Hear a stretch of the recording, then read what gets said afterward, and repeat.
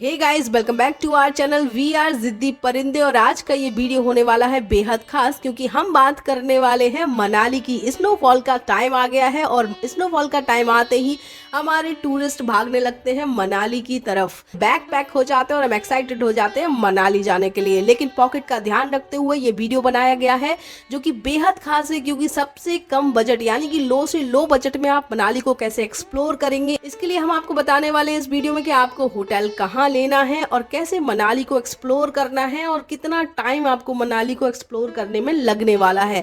सो ढेर सारी इन्फॉर्मेशन के साथ इस वीडियो को स्टार्ट करते हैं विदाउट टाइम वेस्ट किए। सो चलिए चलते हैं मनाली।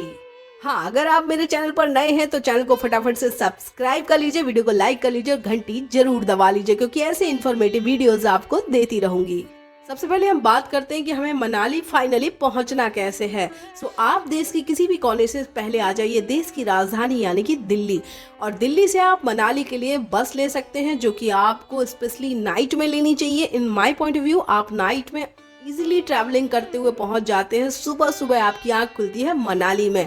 अगर आप बाई फ्लाइट आना चाहते हैं तो आप दिल्ली से या फिर जिस शहर से आप बिलोंग करते हैं वहाँ एयरपोर्ट है, तो वहाँ से भुंतर एयरपोर्ट की फ्लाइट चेक कर सकते हैं। बट हाँ, एक सजेशन दूंगी कि अगर आप भुंतर की फ्लाइट पकड़ते हैं तो अक्सर भुंतर की फ्लाइट कॉस्टली पड़ जाती है, और खास करके जब स्नोफॉल होने लगता है तो फ्लाइट के रेट कुछ फ्लैक्चुएट होते रहते हैं। तो मैं आपको सजेस्ट करूंगी कि आप दिल्ली आ जाइए और दिल्ली से पकड़ लीजिए बस, या फिर आप चंडीगढ़ के नियरेस्ट कहीं रहते हैं तो चंडीगढ़ से भी आप बस पकड़ सकते हैं और पहुंच सकते हैं मनाली। बात करते हैं बस के फेयर की। सो गाइज, यहाँ पर HRTC की आपको बस मिल जाएगी जो कि गवर्नमेंटेड होती है, जिसका फेयर कम होता है। 500 से 700 रुपए का आपको टिकट मिलेगा।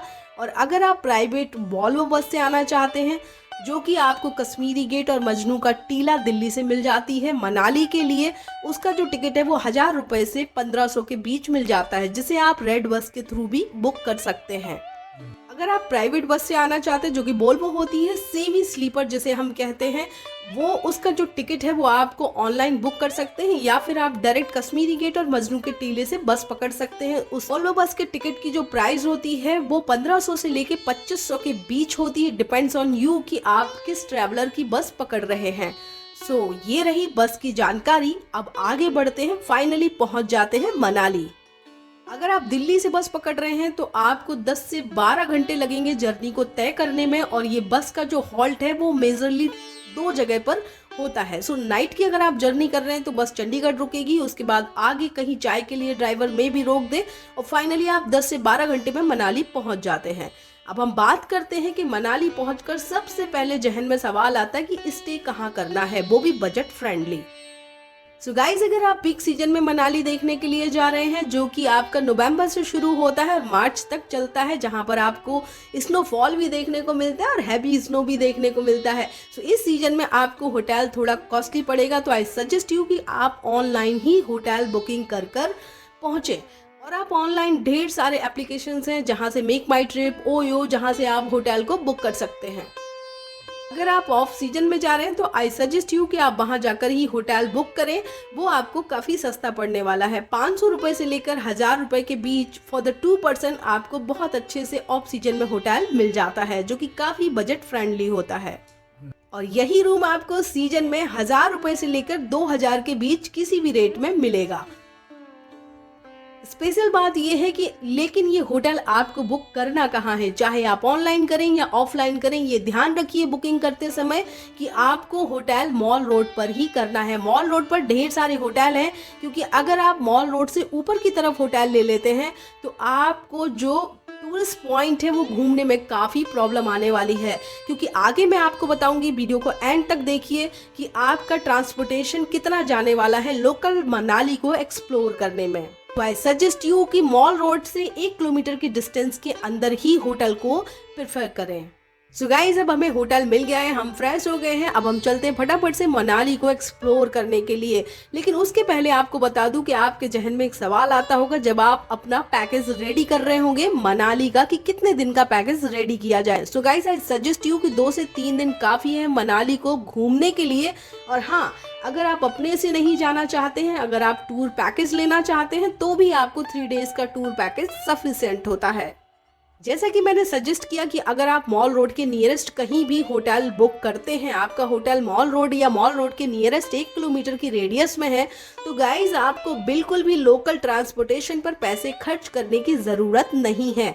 आप काफ़ी बजट फ्रेंडली अपने ट्रिप को घूम सकते हैं, इंजॉय कर सकते हैं, क्योंकि 4 से 5 किलोमीटर की रेडियस में ही सारे टूरिस्ट पॉइंट आ जाते हैं, जो कि मेजर मनाली के टूरिस्ट पॉइंट हैं, जिन्हें आप इजीली पैदल आराम से घूम सकते हैं। जैसे कि for example Hidimba Devi temple, Dhungiri Van Vihar, जो कि हिडिंबा देवी टेम्पल के जस्ट अपोजिट है। बहुत इजीली आप घूम सकते हैं और वहाँ का जो एंट्री टिकट है वो मात्र 10 रुपीज़ है फॉर द एडल्ट और 5 रुपीज़ फॉर द चिल्ड्रन है। हिडिंबा देवी टेम्पल में कोई एंट्री टिकट नहीं लगता है। उसके बाद आप क्लब हाउस घूम सकते हैं और फिर बसेस टेम्पल घूम सकते हैं एंड मनु टेम्पल। ये आपके 4 to 5 किलोमीटर की रेडियस में सारे पॉइंट्स पड़ने वाले हैं। हाँ, अगर आप कैपेबल नहीं हैं या आपके साथ सीनियर सिटीजन हैं या बच्चे हैं, तो आई सजेस्ट यू कि आप वहाँ पर लोकल ऑटो आपको मॉल रोड पर मिल जाएगा, तो वो बुक कर लीजिए। लेकिन हाँ, मनाली में अगर आप हैं तो आपके बार्गेनिंग स्किल्स बहुत अच्छे होने चाहिए, क्योंकि आपको 1000 से 2000 रुपए तक चार्ज वो लोग बोल सकते हैं, लेकिन आपको 500 to 600 सफिशिएंट है for the local Manali tour. पहले दिन की हमारी आइटनरी थी Hidimba temple, Dhungiri Van Vihar, Manu temple, Vashisht temple and Mall Road. Mall Road पर आप खा पी सकते हैं, शॉपिंग कर सकते हैं और एंजॉय कर सकते हैं यहाँ के नज़ारे, यहाँ के मार्केट को। एक हिल का मार्केट कितना प्यारा होता है, ये आपको मॉल रोड पर पूरा आइडिया लग जाएगा। आप यहाँ से ढेर सारी शॉपिंग कर सकते हैं। मॉल रोड की स्पेशल बात यह है कि आप मनाली में यानी कि हिमाचल में भी पंजाबी खाने को एंजॉय कर सकते हैं, आप लद्दाखी खाने को एंजॉय कर सकते हैं। एंड गाइस, अब हम बात करते हैं सेकंड डे की एटनरी की। सो पूरी रात आराम करने के बाद अब आप तैयार हो जाइए। 9 बजे तक रेडी होकर ब्रेकफास्ट कर लीजिए अपने होटल में और निकल पड़िए सोलांग वैली के लिए, जो कि मनाली में एक सबसे खूबसूरत डेस्टिनेशन है।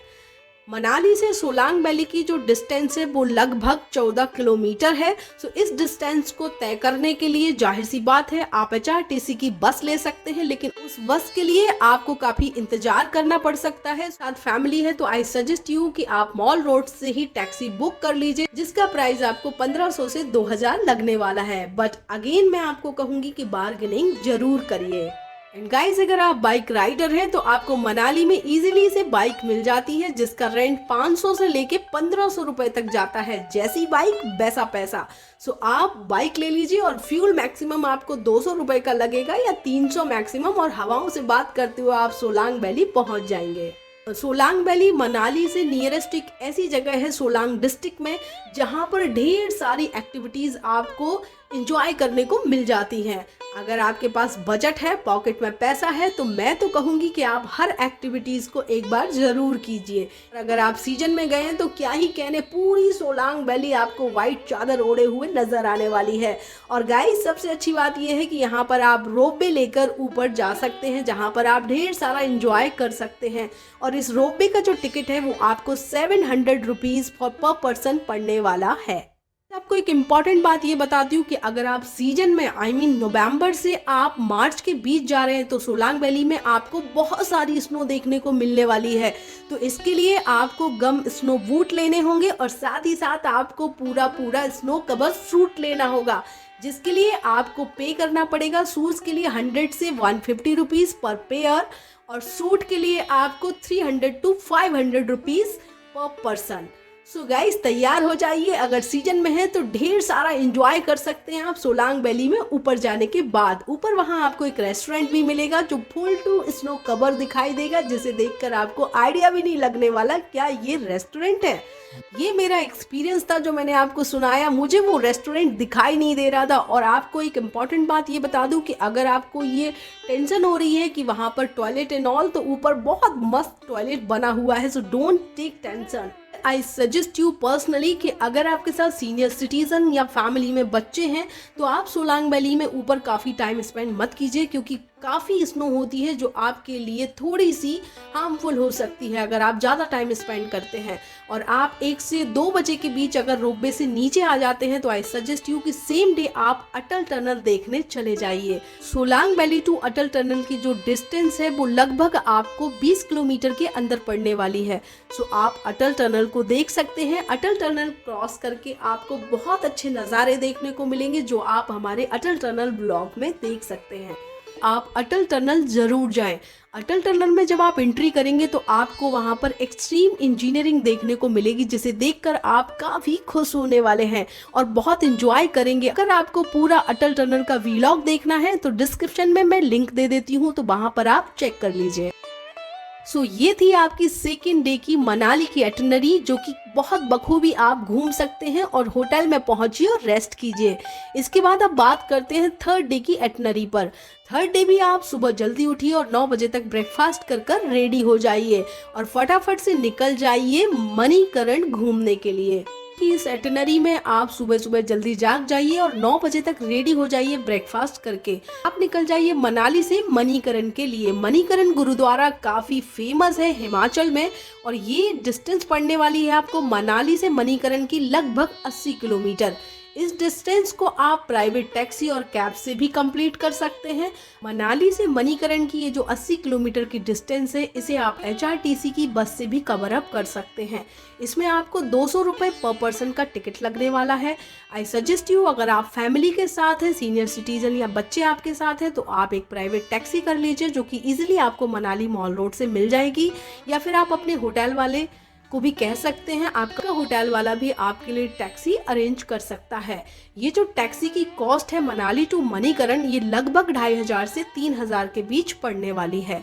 सो गाइज, इस तरह से आप थर्ड डे मणिकरण चले जाइए जो कि बेहद खूबसूरत जगह है। फिर से वही कहूंगी कि अगर आप मणिकरण का पूरा फुल वीडियो देखना चाहते हैं तो डिस्क्रिप्शन में लिंक दे देती हूँ, तो वहां पर जाकर चेक कर लीजिए। थर्ड डे आप पूरा फुल टाइम आपका जो है वो मणिकरण में जाने वाला है। आप चाहें तो मणिकरण में लंगर खा के इजीली टाइम से वापस मनाली आ जाइए और फोर्थ डे सुबह सुबह अपने होटल को चेकआउट करके ब्रेकफास्ट करने के बाद निकल जाइए अपने घर के लिए। ये थी हमारी मनाली से रिलेटेड इन्फॉर्मेशन कि कितने दिन की एटनरीज बनानी है, कैसे घूमना है मनाली को, क्या क्या है एक्सप्लोर करने के लिए और कैसे मनाली को एंजॉय किया जा सकता है कम से कम बजट में। अगर आपकी और भी कोई क्वारीज है तो आप पुटअप कर सकते हैं कमेंट बॉक्स में जाकर, आपको आंसर ज़रूर मिलेगा। और आपको बता दूं कि लगभग अगर आप एक कपल बजट पकड़ के चल रहे हैं, 2 लोगों के लिए बजट को अगर मैं बात करूँ तो आपको मिनिमम 10,000 रुपये लेकर चलना पड़ेगा। हमेशा की तरह वही कहूंगी, ना किसी को टेंशन दो, ना किसी की टेंशन लो, बाकी सब ऊपर वाला देख लेगा। सो चलती हूँ, बाय बाय, टेक केयर। अगले वीडियो में मिलते हैं फिर से।